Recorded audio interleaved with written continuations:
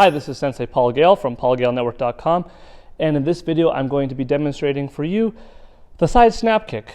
I will show this from a couple of different perspectives, explain the reasoning behind why you're kicking in that way, how it's useful, and show you different ways of how to set this up.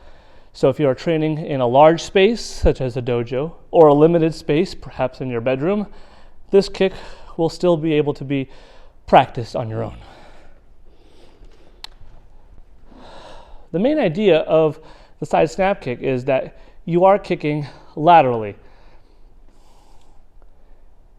If I'm facing you, which I am right now, with my feet shoulder width distance apart and my hands clenched in front of my thighs, I'm looking to my right leg comes up, knee higher than my belt, my heel close to my hamstrings, my ankle bent up, my toes bent up, and I swing out like a door hinge.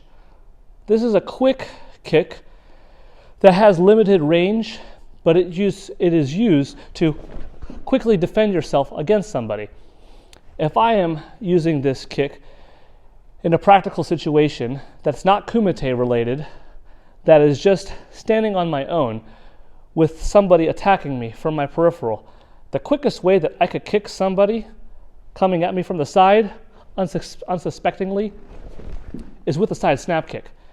This may be used in a fighting-like position when you're sparring with somebody, whether you have your hands up here and this is your preferred style, or if you're coming down here.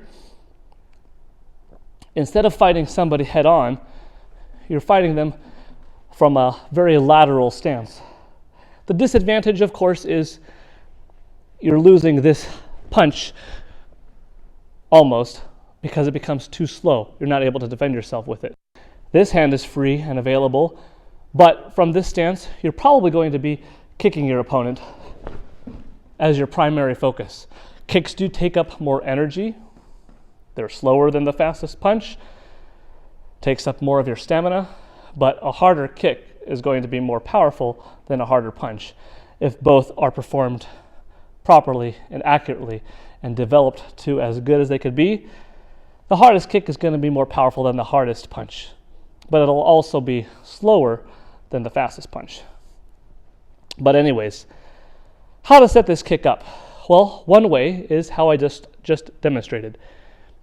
Feet shoulder width apart, hands in front of my waist. I'm looking off to the side that I'm going to kick. My right leg came up in this case, and it swung out. The leg didn't come up into the middle of the body. That's the improper way of how to set this kick up. The leg didn't come up to the side. No. It didn't come up to the back, such as it does for a roundhouse kick. It just comes up 45-degree angle and swings out. That's how you demonstrate this kick.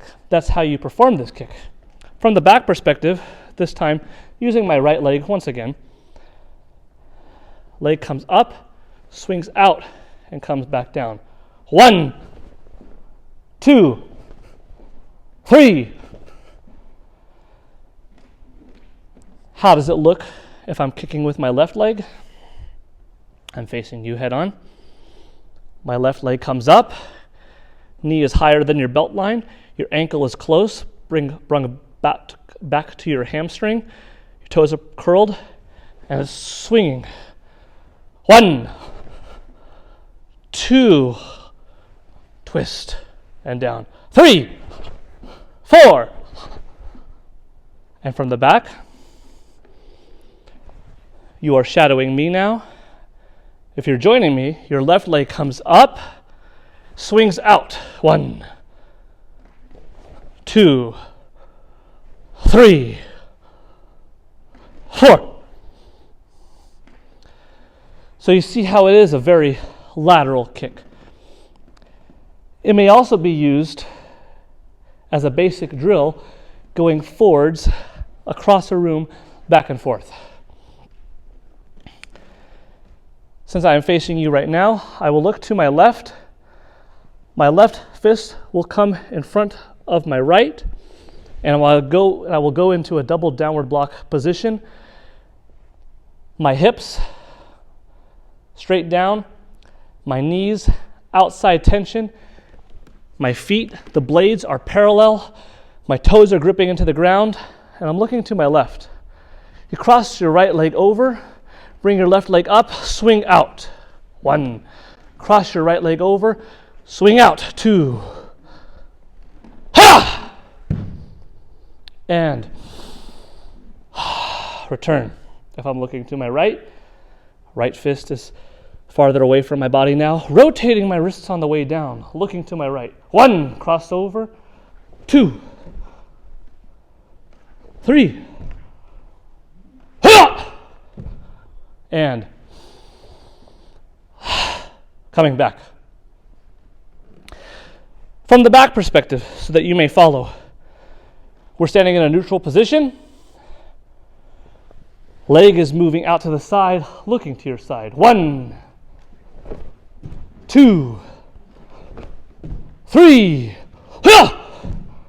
and return. Going left, inhale, exhale. 1, 2, 3, and return. This kick is obviously done back and forth. I was going back and forth, but you saw me from the side. Now you may see me from a different perspective. My left leg moved. You don't want to stand up.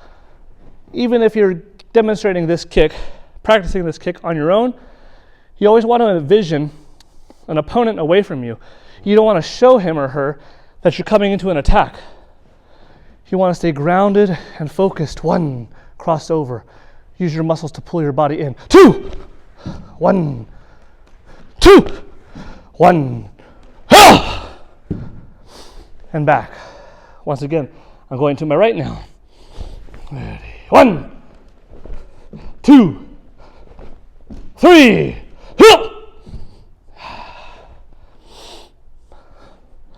From this angle, slightly different. Coming at you. Ready. 1, 2, 3. Now facing this way, going to my left. 1, 2, 3. And returning.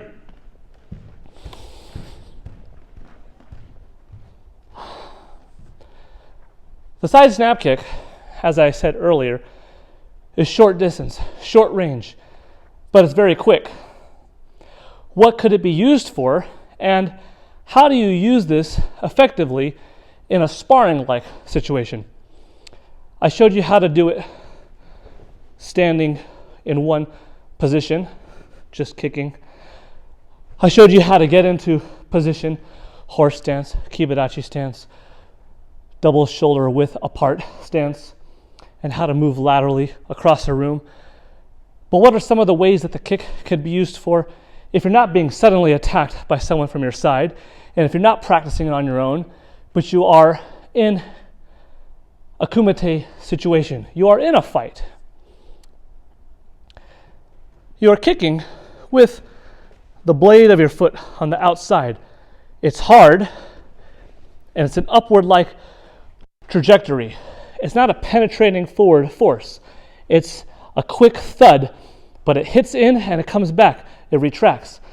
You want to put as much energy and as much speed coming back as you did forward, so that if you missed, or if you hit but not with full power, or if your opponent happens to be strong, that they will not be able to grab your leg, leaving you vulnerable on one foot, trip you up, punch you, kick you themselves, take you down. So you want to have the kick go in, out, and land. Now, the points of contact, since it's an upward trajectory hit, could be to someone's jaw. Now, if you're sparring, up to someone's jaw. It could be if someone leaned over for a moment because they're shooting on you. That's more in an MMA scenario. That's in the sternum. That's in the abdomen. If you blocked somebody and hit them underneath the armpit, hit them in the elbow, in the wrist, that's an attack. That's a point of contact. So there are different contact zones, such as under the jaw, in the sternum, in the abdomen, on the wrist, against a block, that you could demonstrate this kick and perform it on someone. Now, how to use this in a fighting-like situation, I will show you. If I am facing you right now, and I am going into a sparring-like situation, but I'm coming at you a little bit more lateral than normal. Usually, I will have my feet facing forwards, but shoulder-width distance apart, one hand up, one hand down, and I'm able to hit you from punches from my left hand, from my right hand, from front snap kicks. A little bit of a turn, and then now all of a sudden, 1, 2. I compromise by not having this right hand available to hit you right now. Because right now, since I am so sideways, this hand isn't favorable. But my advantage is I could move in and out quickly because I am fighting in a horizontal manner, and you have to come into my zone in order to punch me. Chances are my kick will be able to keep you at bay and keep you from closing the distance and punch me, because most likely my leg is longer than your arm is. However, the fastest kick will never be as fast as the fastest punch. Also, the strongest kick will always be stronger than the strongest punch. If you train both at the maximum levels, that is fact. If you train both your kicks and your punches to equal proficiency and equal understanding, your kick will always be stronger than your punch. Your punch will always be faster than your kick. So you couldn't realistically kick somebody off and keep them off for an entire match if you're not making point. So it's not just kicking out to be flashy. You have to understand your aiming, your distance, your timing, your focus, so that you're not tiring yourself out using this kick, because it does require more stamina to use. But how you do use this in succession, 1, 2. Backhand is very favorable to follow up. 1, 2, 3, coming in for a punch. Now you're switching your stance momentarily into a front stance position. But if you're fighting laterally, 1, this is what this kick looks like. 1, 1, 2, switching. Facing this way. Backhand setup. 1, 1, 2, 3. That's the nature, that's the beauty of the side snap kick. Difficult to pull off if you don't practice it enough. But like with everything, the perfect amount of concentration in your practice makes the perfect amount of execution when you need to use it. That is the side snap kick drill. Thank you for watching. I hope this video was useful. Stay tuned for future videos. Till next time.